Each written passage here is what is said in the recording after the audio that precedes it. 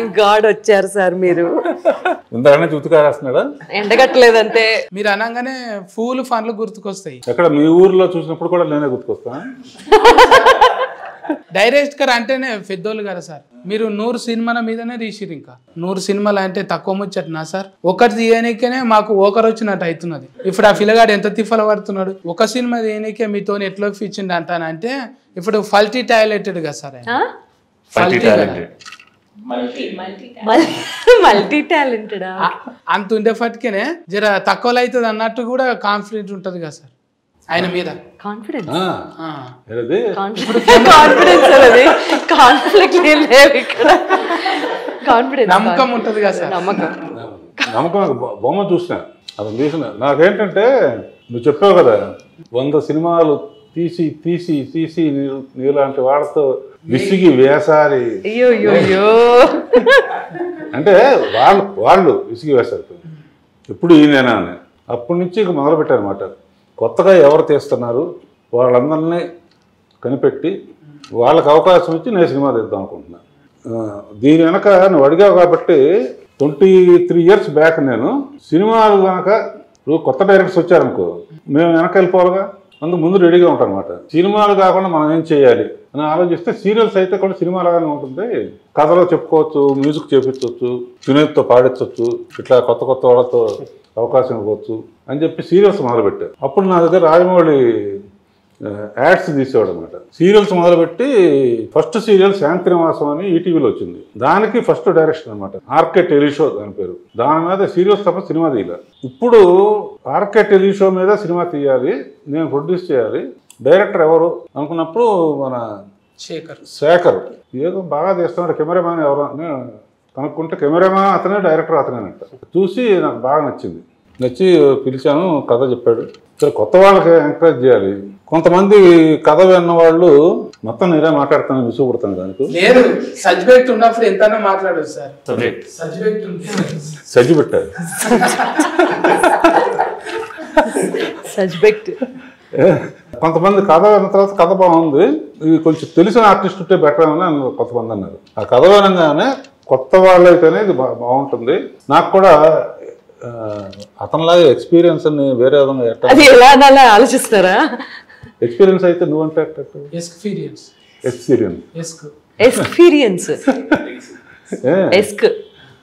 So కొత్త వాళ్ళతోనే తీయాలని డిసైడ్ చేసుకుని ఈ అబ్బాయిని కనిపెట్టాను. ఈ అబ్బాయి ఎవరో అని తర్వాత కనిపెట్టాను.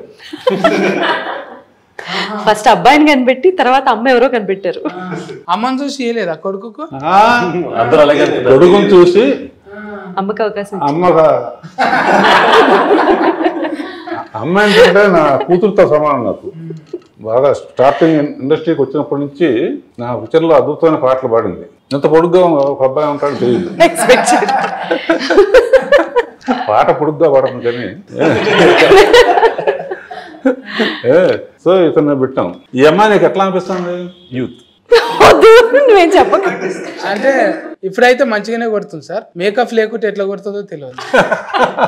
పాప అసలు మేకప్ లేదండి.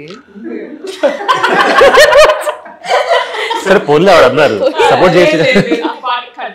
ఈ అమ్మాయి నాకు అంతకుముందు పరిచయం కాలేజీలో కదమ్మా.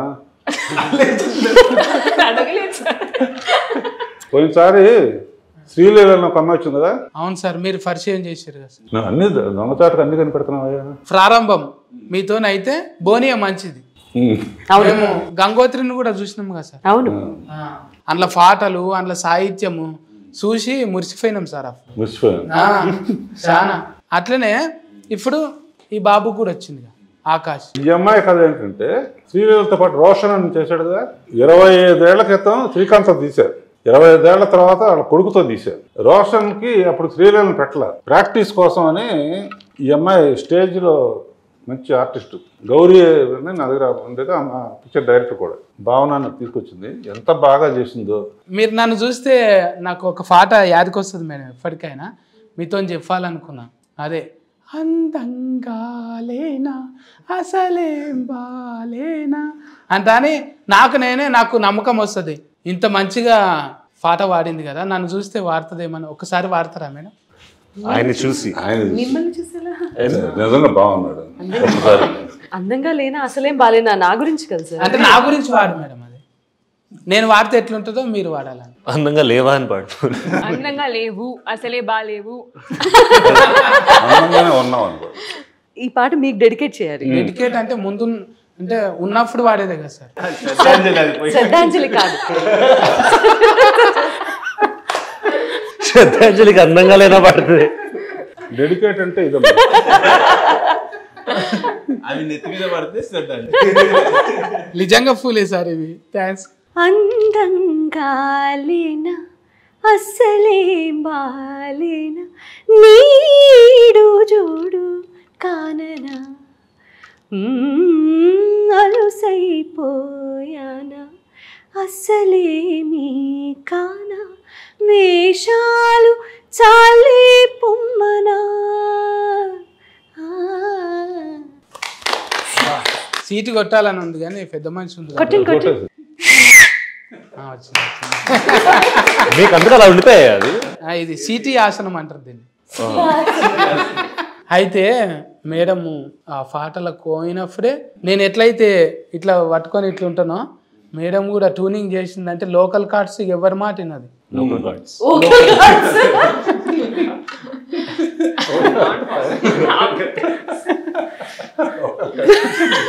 సార్ ఇప్పుడు మీరు మొన్న పెళ్లి సందర్లో కూడా మీరు గెస్ట్ రోల్ ఇట్లా వచ్చిపోయారు కదా సార్. ఇంట్లో కూడా గెస్ట్ ఏమైనా ఉందా సార్? అంటే తిట్టారు అందరూ. ఎవరు సార్? వేస్తే మెయిన్ రోల్ అయ్యారు కానీ అది లెక్క. అంటే కొడుకుకి ఇచ్చారు కానీ అమ్మకేమి ఇచ్చారు ఇంట్లో? సినిమా చూస్తా కదా, ఊరినే ఇంటర్వ్యూ చేసి వెళ్ళిపోతావా తర్వాత జర గట్లనే సార్. నేను ఏదో సోషల్ మీడియాలో చూసి లోకల్లో టాయిలెట్ ఏమున్నది ఆడేమున్నది చూస్తుంటా. టాయిలెట్ ఏంటండి? టాయిలెట్ అండి, టాలెంట్. Local toilet. జర ఎక్కువ చూడ సార్ నేను సినిమాలు ఏమనుకోకు. కానీ మాది చూడండి. ఇప్పుడు చూస్తున్నా, ఇప్పుడు బుగ్గలు. బుగ్గలు ఇది ఫటాకా చూపించు. ఇందులో ఇప్పుడు కొడుకు సినిమాలో ఈవిడ గొంతు ఉంటుందా లేదా? ఉంటుందనే నమ్ముతున్నా సార్ నేను. ఎందుకంటే పిల్లలను డెవలప్మెంట్ చేయాలంటే పిల్లల ఎవరి పిల్లల డెవలప్మెంట్ చేయాలి అంటే కాకి పిల్ల కాకి ముద్ద అని లేము, హంస పిల్ల హంసకే ముద్ద అని.